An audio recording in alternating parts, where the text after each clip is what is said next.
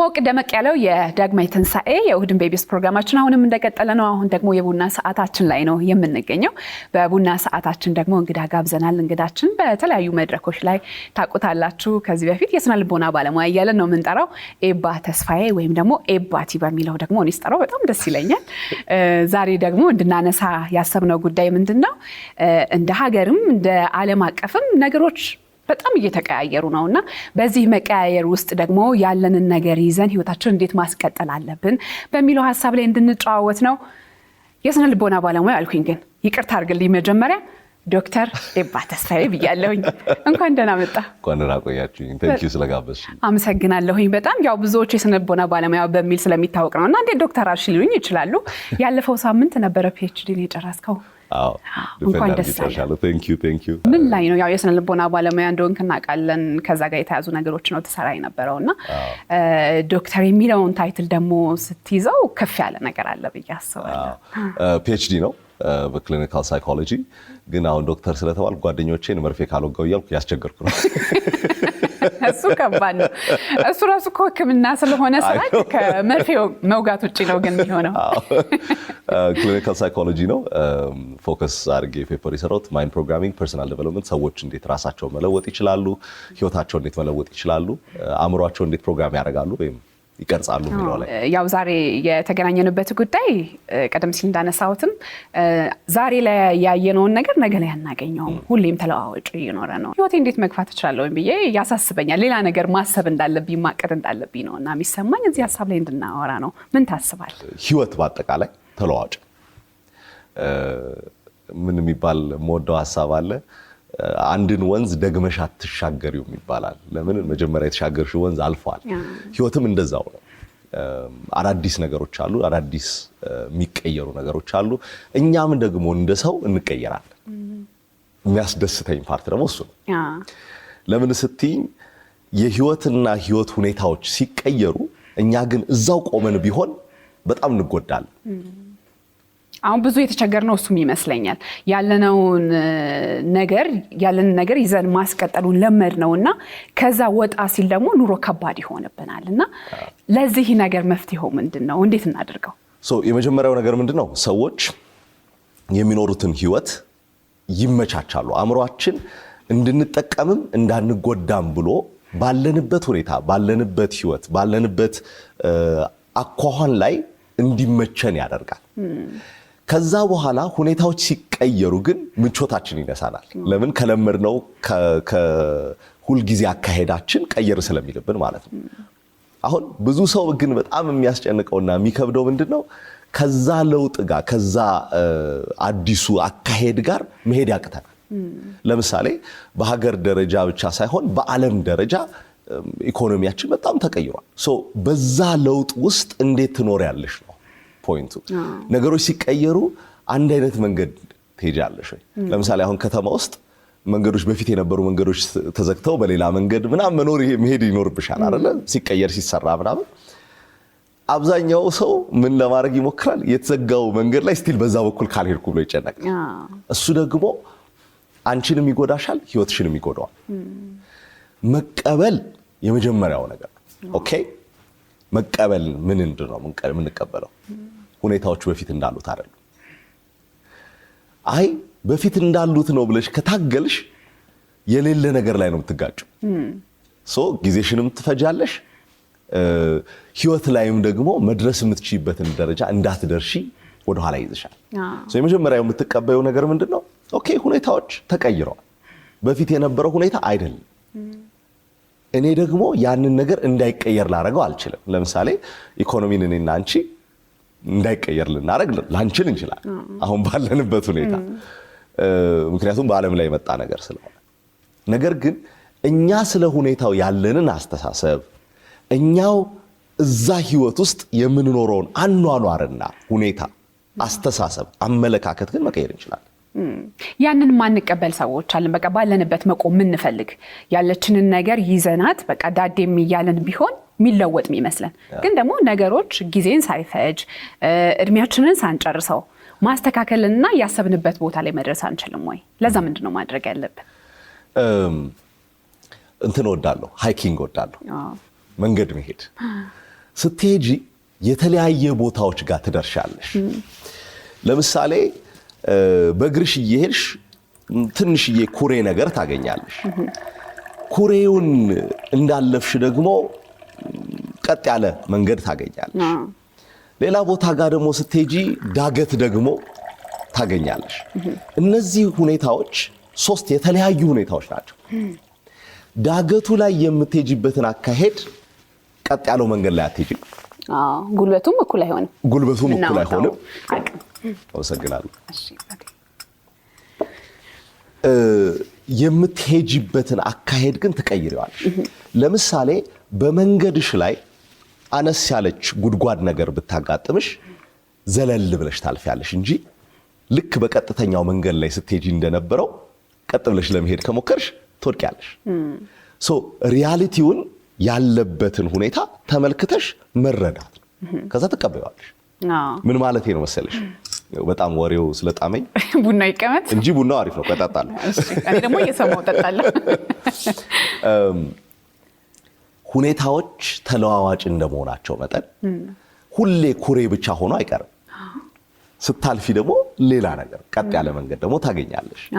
ግን ፊት ለፊትሽ ያለውን ነገር እንዳለ አይተሽ ተቀብለሽ ከዛ ግን እኔ እንዴት አካሄዴ ልቀይር የሚለው ላይ ነው የምትሰሪ። ለምሳሌ በአንድ ወቅት ዴት እያደረግሽ ቢሆን በፍቅር ግንኙነት ላድርገው ብዬ ነው። ብዙ ሰዎች ኢንትረስትድ ስለሚሆኑ በዚህ ቶፒኮች ፍቅር ግንኙነት ውስጥ ከነበርሽ አያርገውና ያ ፍቅር ግንኙነት መቀጠል ባይችል ፍቅር ግንኙነቱ በነበረበት ሁኔታ ልቀጥል ትያለሽ? አይሆንም፣ አያስኬድም። ስለዚህ ጊዜው የሚያስፈልገውን አይነት መሆን አለብሽ። ጊዜው በሚያስኬድሽ መንገድ ነው የምትሄጂው። ስለዚህ ለምሳሌ ኢኮኖሚክ ሁኔታዎቻችን ላይ በፊት መግዛት የሚችለው ደሞዝሽ አሁን ላይ አንዳንድ ነገሮችን እንደሚፈልገው መግዛት ላይ ይችላል። ብዙ የምናስቀራቸው ነገሮች ሊኖሩ ይችላል። ልታስቀሪ ትችላለሽ። ቁጭ ብለሽ ፕራዮሪቲ ወይም ቅድሚያ የምትሰጪውን ነገር መመዘን ይኖርብሻል። አሁን እሷ ናት ምቾት የምትነሳ። በፊት ሳናስብ እንሄድ ነበር፣ አሁን ማሰብ ሊኖርብን ሆነ።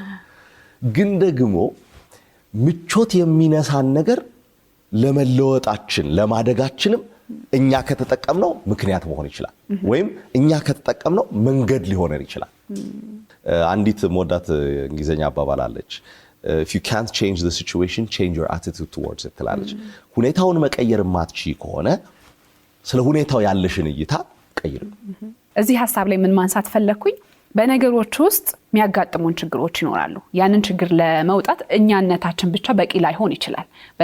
አሁን ኢኮኖሚን አነሳን አይደለ? ኢኮኖሚ ላይ በፊት ያለንበት ህይወት በጣም የተደላደለ ብዙ ነገር የተሟላለን ሊሆን ይችላል። ካለንበት ሁኔታ አንፃር ደግሞ ያ ነገር ሳይሆን ሲቀር የሰዎችን እርዳታ እንፈልጋለን እና ለመጠየቅ ምንፈራ ሰዎች አለን። እነኚህን ሰዎች በጠየቃቸው አይ እንዴት ደፍራ ጠየቀችኝ ይለኛል። ሰጪውም ደግሞ አይ እችን ያለችኝን 50 ብር አለችኝ 25 ብር ባካፍለው አይቀበለኝም። ለምን? እሱ ከነበረበት ህይወት አንፃር ያየዋልና ይሄንን ነገር እንዴት አድርገን ማስኬድ አለብን? በጣም በዙሪያችን ላይ ያለ ነገር ስለሆነ እዚህ ላይ የምናንሳ ብዬ ነው። ኦኬ ሶ አንድ ያስታወስኩት ነገር አለ፣ ከሱ ልጀምርልሽ። ወደ ኋላ ትንሽ መለስ አድርጌ ከቤተሰቦቼ ቤት ወጥቼ በራሴ መኖር ፈልጋለሁ ብዬ ወጣው። ፈንድቼ አላቅ እንዴት እንደምታዩ በስንት ዓመቴ ከስንት ዓመት በፊት የሚለው አጠየቀኝ። ከዩኒቨርሲቲ ከወጣሁ በኋላ እሺ ስወጣ በጊዜው ካልኩሌት ሳደርገው ቤተሰቦቼ የሁለቱን ደሞዝ ተደምሮ እኔ የማገኘው ገንዘብ ይበልጥ ነበር። ከነሱ ሄጄ በደራለሁ ወስዳለሁ በቃ ምናምን አለቀ የለኝም። ምን ተረዳው? በተአምር ነው ያኖሩን እንደ ቤተሰቦቻችን ብዬ እንዳስብ አደረገ። ግን ለምንድን ነው እነሱ እንደዛ ሊያኖሩን የቻሉት ብለሽ ብትጠይቂኝ ቁጭ ብለው አቅደው ፋይናንሳቸው ላይ ብዙዎቻችን ላይ ፋይናንሶቻችን ላይ ማቀድ ላይ ብዙ አይደለም። ምን ገቢያችንን ወጪያችንን ክሊር አድርገን ማወቅ ላይ ብዙ አይደለም። ስንሄድ መንገድ ላይ በዘፈቀደ ያየነው ሁሉ ያምረናል እንገዛለን እና ምናልባትም ቁጭ ብለን ስለ ህይወታችን ስናስብ ፕላን ማድረግ አለብን። ገንዘብን ብቻ ሳይሆን በአጠቃላይ ህይወታችንን።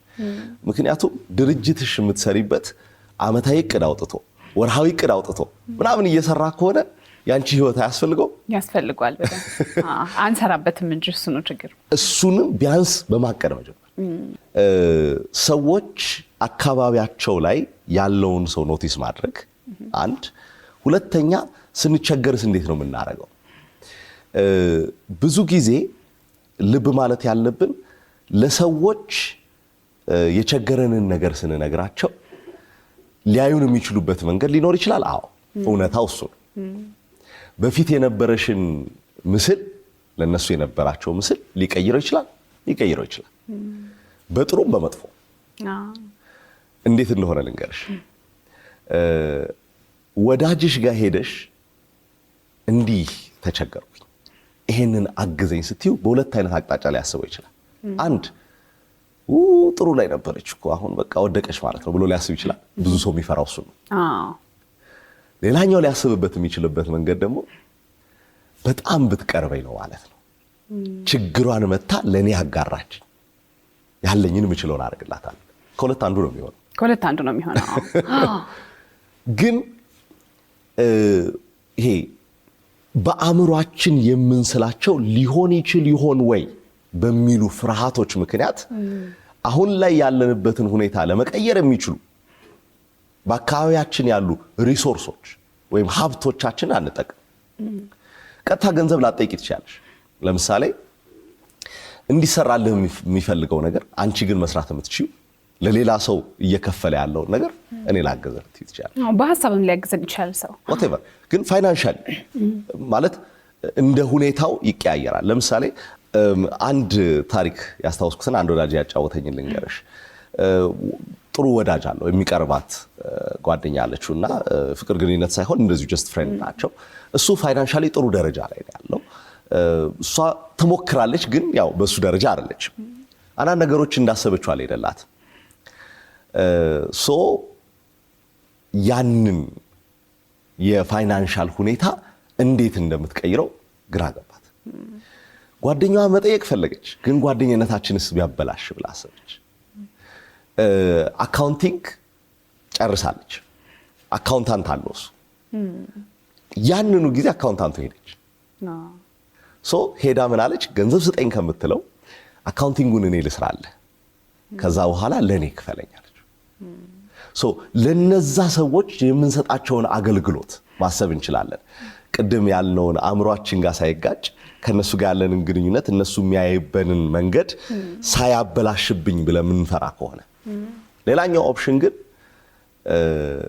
ማንኛውም የምታርጊው ወይም የምትዩ ነገር ከአባባልሽ ወይም ነገሩን ፍሬም የምታርጊበት ቅርጽ የምታስይዥበት መንገድ ሄደሽ በጣም ወዳጅ አንተ ነህ፣ ነገሮች ጥሩ አይደሉም፣ ለሌላ ሰው መንገር አልችልም፣ አንተ ጋር የመጣሁት ለዛ ነው ስትዩ ያኛው ሰው አንቺ በጣም ስለቸገረሽ ብቻ ሳይሆን እሱ ለአንቺ ስፔሻል እንደሆነ ስለሚሰማው አንቺን ዝቅ አድርጎ ከማየት ይልቅ ራሱን ከፍ አድርጎ ያያል።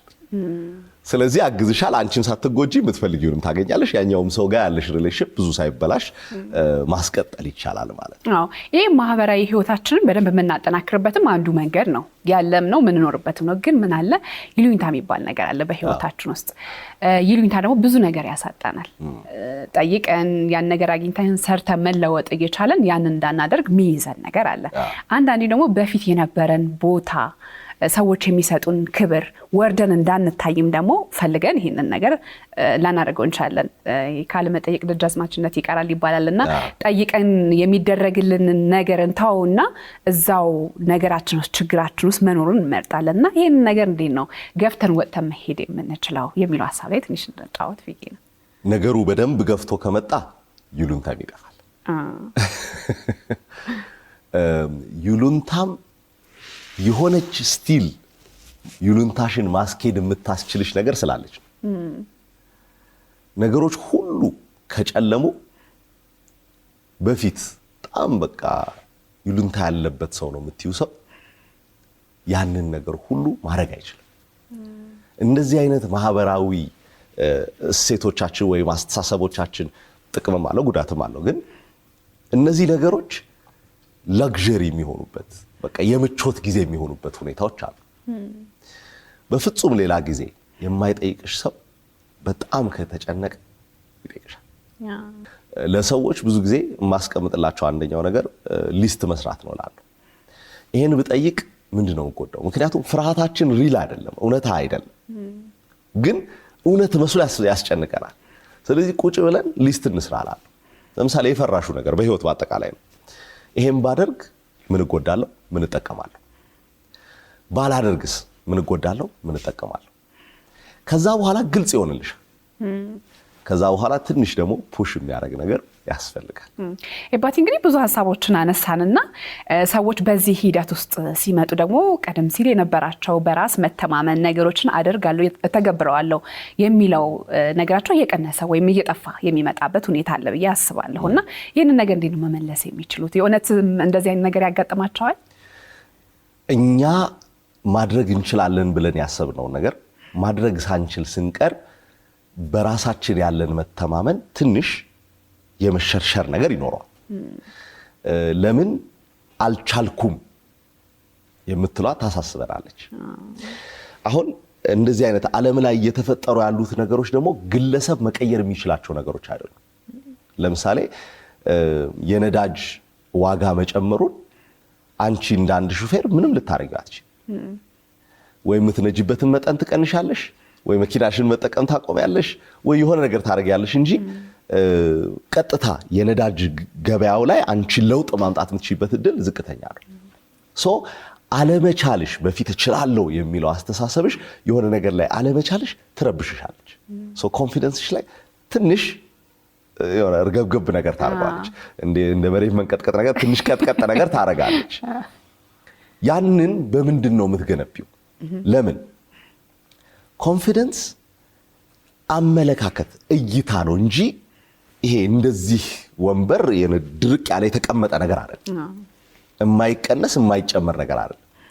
ስለዚህ መጀመሪያ ራስ መተማመንሽን የገነባሽበትን ነገር ቆም ብለሽ መመልከት ትጀምሪያለሽ። ምን ላይ ነው ራሴን ማምነው ወይም ራስ መተማመኔ ምን ላይ ነው የገነባሁት? ሶሊድ ነገር ላይ ሊሆን ይችላል። ለምሳሌ ዕውቀት ያለኝ እንደዚህ ያለኝ እንዲህ ማድረግ እችላለሁ መልካም ነኝ ምናምን የሚሉ አስተሳሰቦች አሉ አይደል? እነሱን ቆም ብለሽ ራስሽን ማስታወስ ይኖርብሻል። ለምን አሁን ላይ ሌላ ነገር ሲፈጠር እየፈራ መጣ። ምን ታደርጊያለሽ? ወደ ቤዚክ ኤቢሲዲሽ ትመለሻለሽ። እንደዚህ ያለኝ እንደዚህ ነኝ ያሉሽን መልካም ነገሮች ጥንካሬዎችሽን ቆም ብለሽ ስትመለከቺ በደንብ ማየት ትጀምሪያለሽ። ወደ መንገዱ ኮንፊደንስሽን እየጨመርሽ መሄድ ትችያለሽ። ሌላው ለለውጣችን ስንጓዝ ፕላን ማድረግ አለብን ብለናልና ወደፊት ያለንበትን ችግር አወቅን፣ መልካም ነገራችን ለየን፣ መጥፎ የሆነውን ነገር ለየን። ስለዚህ መንገድ እየጀመርን ነው እየተጓዝን ነው ማለት ነውና እዛ ጉዟችን ላይ ያለምነው ቦታ ላይ ደግሞ ለመድረስ ፕላን ሊኖረን ወይ ደግሞ እቅድ ሊኖረን ይገባልና እሱ እንዴት ነው ማዳበር እንችላለን? እቅድ በጣም አስፈላጊ ነው። ምን አይነት ሐሳብ አለው መሰለሽ? ጀልባ ውስጥ ገባሽ፣ መቅዘፊያውን አስቀምጠሽው እዛ ቦታ መድረስ እፈልጋለሁ ብትይ እንዴት ሆኖ ጀልባውና ውሃው ወደ ወሰደሽ ነው የምትሄጂው። አንቺ አቅጣጫሽን ማስያዝ ላይ ካልተሳተፍሽ በምትደርሽበት ቦታ መናደድ አትቺ። እኔ እኮ እዚህ አይደለም ህይወቴን የጠበቅኩት ማለት አትቺ። በትክክል እቅድ አቅደሽ መውደቅ መነሳት ያለ ነው። እቅድ አንዳንዴ ላይሳካ ይችላል። እቅድሽን ትቀይሪያለሽ፣ የእቅዱን አደራረግ አፈጻጸም ትቀይሪያለሽ እንጂ ማቀዱ ላይ ልክ እንደ ጀልባው ኦር ወይ ይሄ እንትን ነው መቅዘፊያ ነው። ሶ እሱን መቅዘፍ ግዴታችን ነው። አብሶ ደግሞ ራፍቲንግ የሚባል የስፖርት አይነት አለ። ፕላስቲክ ጀልባ ልብ ብለሽዋል ቢያስባሉ በግሩፕ ይሆኑና እየቀዘፉ ግን ምን አይነት ውሃ ነው? በጣም ከባድ እንዲህ የሚሄድ ውሃ ውስጥ ጨዋታው ምኑ ላይ ነው? በደንብ መቅዘፋቸው ነው፣ ማለፋቸው ላይ ነው። ሶ ልክ ግድድሮች ሲመጣ እንደዚህ ከፍ ዝቅ የሚያደርጉ ነገሮች ሲመጡ እጅ መስጠት አያወጣሽም ከዛ ነገር ውስጥ። መቅዘፊያሽን ቁጭ ብታረጊ ትገለበጫለሽ እንጂ ይሄ ጀልባው በትክክል አይሄድም። ሶ የምታረጊው ምንድነው? በምትችዩ ኃይል ሁሉ ትቀዝፊያለሽ። ምክንያቱም መድረስ የምንፈልገው ቦታ አለ፣ ይሄንን ማለፍ እንዳለብን አምነን። ሁሌም ደግሞ በዛም ስፖርት አይተሽ ከሆነ ሁሉም ቦታ እንደዚህ ከፍ ዝቅ ያለው አይደለም። ቀጥ ያለ ጸጥ ያለ ውሃ አለ። እዛ ጋር እስክትደርሺ እዚህ ጋር ግን በደንብ መስራት ያለብሽ ማድረግ አለብሽ። ከሱ አንደኛው ምንድነው ማቀድ። መቀዘፊያዋ እቅድ ናት። እውነት ነው። ከዛስ መቀዘፊያዋን ስትጠቀሚ እቅድሽን ስትሰሪበት ማለት ነው። ስለዚህ ሰዎች በህይወታቸው ያላስደሰታቸው ነገር ካለ ወይም ተለቅ ያለ ነገር ከፈለጉ ማቀድ አለባቸው። ያለዚያ ህይወታቸው የሚሄድበት መንገድ አላስደሰተኝም ብለው ኮምፕሌን ማድረግ አይችሉም። እንደ ማጠቃለያ እንድናነሳው የምፈልገው ነገር ምንድነው? ለራሳችን መልካም የሆነ ነገር እንንገረው። መጥፎ የሆነ ነገርን ወድቆ መነሳት መቻልን ለራሳችን እስካልነገር ነው ድረስ እዛው ነገር ውስጥ ነው ምን ቆየው ይባልና ከስነ ልቦና አንፃር ደግሞ ምን አይነት ነገር ነው ለራሳችን መንገር ያለብን? ያው ሀገራችን ውስጥም ደግሞ አባባሎች አሉ አይደለ? የፈሩት ይደርሳል የጠሉት ይወርሳል ይባላልና አንድን ነገር እየፈራን እዛ ቦታው ላይ መኖር አለብን፣ እየጠላን እዛ ቦታ ላይ መኖር አለብን ወይስ እርምጃችን ምንድነው መሆን ያለበት የሚለውን ስላነሳን እንደማጠቃለያ ደግሞ እዚህ ሐሳብ ላይ እሺ አንድ ቀላል ጥያቄ ልጠይቅሽ። እዚህ ክፍል ውስጥ የሆነ ያህል ጊዜ ቆይተናል። ሰማያዊ ቀለም ኖቲስ አድርገሻል? እውነት ለመናገር ኖቲስ አላደረኩም። ለምን? ብዙ አላስፈልገሽ። ግንስ ቢያስፈልግሽስ? ፈልጌ ያየዋለሁ ያለበትን ቦታ። ኤግዛክትሊ። ለምሳሌ ኢቢኤስ መስራት ስትጀምሪ ወይም ልትጀምሪ ስትይ ከተማው ሙሉ ኢቢኤስ የሚል ነገር አላየሽም? ይፈልጋል። እኔ ሳልፈልገው ይፈልጋል። በቃ አእምሯችን እንደዛ ነው የሚሰራው። የፈሩት ይደርሳል የጠሉት ይወርሳል የሚባለውን አባባል በጣም ወደዋለሁ። ምን ማለት ነው? አእምሮሽ ያተኮረበት ነገር በህይወትሽ ይበዛል። ያን ነገር ብቻ ነው እንፈልገዋለን ማለት ነው። አእምሮአችን ፈልጎ ይሰበስበዋል። አልችልም ብለሽ አንቺ መናገር ከጀመርሽ አእምሮሽ ምን ያደርጋል መሰለሽ? እንደ ጉግል ነው። ስላለመቻል የምታውቂው ነገር፣ ከዚህ በፊት ሞክረሽ የወደቅሽውን፣ ከዚህ በፊት ሌሎች ሰዎች ሞክረው የወደቁትን ሳይሳካላቸው የቀረውን ይነግርሻል። ያንኑ አእምሮ ግን እችላለሁ ብለሽ ደግሞ ስትነግሪው ያንኑ ይሰራል። ከዚህ በፊት ሰዎች አይቻልም እንኳን ብለውሽ ያደረግሽበትን ጊዜ ያስታውስሻል። በጣም ብዙ ሰዎች ሲያደርጉ ሲሳካላቸው ያሳይሻል።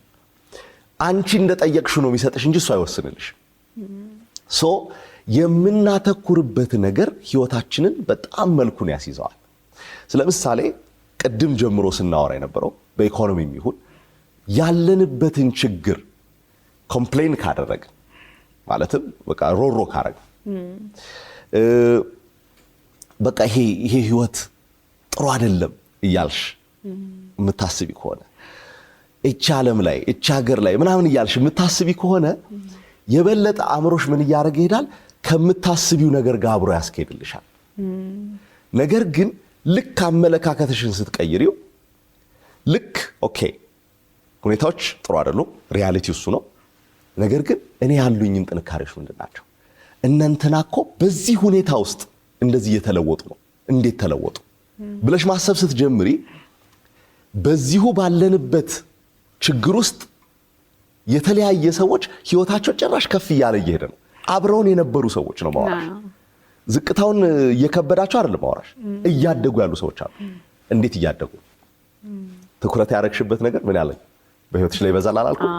የነሱ እድገት ላይ እያሰብሽ እንዴት ነው ያደጉት፣ ምን እያደረጉ ነው ያሉት፣ በምን አይነት መንገድ ነው እየተለወጡ ያሉት የሚለውን ካተኮርሽ አንቺ ጋም የሚበዛው እንዴት አርገሽ አንቺ ማደግ እንደምትችይ መንገድ የሚያሳይሽ፣ እንዴት አርገሽ አንቺ ከፍ ወዳለ ደረጃ መድረስ እንደምትችይ በዚህ ባለበት ሁኔታ ውስጥ ማየት ትጀምሪያለሽ። መንገዶችን መማር ትጀምሪያለሽ። ገንዘብ የለኝም ብለሽ ስታስቢ በዚህ ሰሞን ያጋጠመን አንድ ነበርና ሁለት ወዳጆች አሉኝ። እሱ በቃ ገንዘብ ማግኘት በጣም ከባድ ነው ብሎ ነው የሚያስበው። እሷ ደግሞ ከሱ በታች ነው ያላት ገቢ፣ ግን መንገድ ከፈለክ አለ ብላ ነው የምታምነው። ለሱ ሁሉ ጥቃቅንና ምናምን አነስተኛ ይሄ ብድር የሚሰጡ ምናምን አፈላልጋ ለሱ አሳይተው የሚፈልገውን ገንዘብ አገኝ። የምታገኙ ገቢ አይደለም፣ የአኗኗር ሁኔታሽ አይደለም፣ አመለካከትሽ ነው ህይወትሽን መስመር የሚያስይዘው። በጣም ትልቅ ብር እየተከፈላቸው ህይወታቸው ፈቅ እያላለ ያሉ ሰዎች አሉ። ትንሽ ብር እየተከፈላቸው ህይወታቸውን ለማስተካከል ግን ፎከሳቸው በጣም አሪፍ ስለሆነ እነዚህኞቹ ቀድመው ከፍ እያሉ እየሄዱ ያሉ ሰዎች አሉ። ማን ላይ ነው የምታተኩሪው? ምን ላይ ነው የምታተኩሪው? ምርጫ አንቺ ጋር። ያንን ትኩረታችንን በመቀየር ብቻ የህይወታችንን ሁኔታ መቀየር እንችላለን። አእምሯችን አሬስ የሚባል ነገር አለው እንደ ወንፊት እያንዳንዱ መረጃ በጣም ብዙ መረጃ ነው ወደ አእምሯችን የሚገባው። የዚህ ክፍል መብራት፣ እዚህ ክፍል ውስጥ ያሉ ነገሮች ሁሉ፣ ድምጾች፣ የተቀመጥንበት መቀመጫ፣ እግራችን፣ ጫማችን፣ ልብሳችን እኛን ሲነካ፣ እነዚህ ሁሉ ነገሮች መረጃ ናቸው ወደ አእምሯችን የሚገቡት። ግን የሚፈልጋቸውን ብቻ በዛ ወንፊት አጣርቶ ያስቀራል። ለዛ ነው ቅድም ሰማያዊ ያልኩሽ። አንቺ የሆነ ስልክ አይነት ከዚህ በፊት የማታውቂውን ስልክ ገዝተሽ ቢሆን ሰፈሩ ሁሉ ያንን ስልክ ይዞት ይታይሻል። የኔን አይነት የያዘው ማን ነው እያልኩኝ በቃ አፈላልጋለሁ። ላንቺ ግን ማተር ምን እንደሚያደርግ ላንቺ ዋጋ የምትሰጪው ቦታ የምትሰጪው ግን መምረጥ ትችያለሽ። እድገትሽ ላይ ወይም ለውጥሽ ላይ ያንቺን ህይወት የሚያሻሽል ነገር ላይ ማተኮር ከጀመርሽ እንዴት እንደምታሻሺ መንገዶች እያየሽ ትሄጃለሽ። በፊት ያልነበሩሽን የሚያግዙሽን ሪሶርሶች ማግኘት ትጀምራለሽ። ይባ በጣም አመሰግናለሁኝ አክብረኝ ስለመጣ። እግዚአብሔር ያክብርልኝ። አሁን ቡናውን ጠጣ። ደስ ይለኛል። ቴንክ ዩ። ዛሬ እንግዲህ በቡና ሰዓታችን ላይ ዓለማችን በጣም ተለዋዋጭ ሁኔታ ውስጥ ነው ያለችው። በቀን በቀን ሁሉም ነገር እየተለወጠ እናየዋለንና እዚህ ሀሳብ ላይ ኤባ ተስፋዬ ዶክተር ኤባ ተስፋዬ ቡና እየጠጣን ተጫዋወትን። አብራችሁን ስለሆናችሁ እጅግ በጣም እናመሰግናለን። የእሁድን በኢቢኤስ ሌሎች ፕሮግራሞች ይቀጥላሉ። ጥሩ ጊዜ ይሆነላችሁ።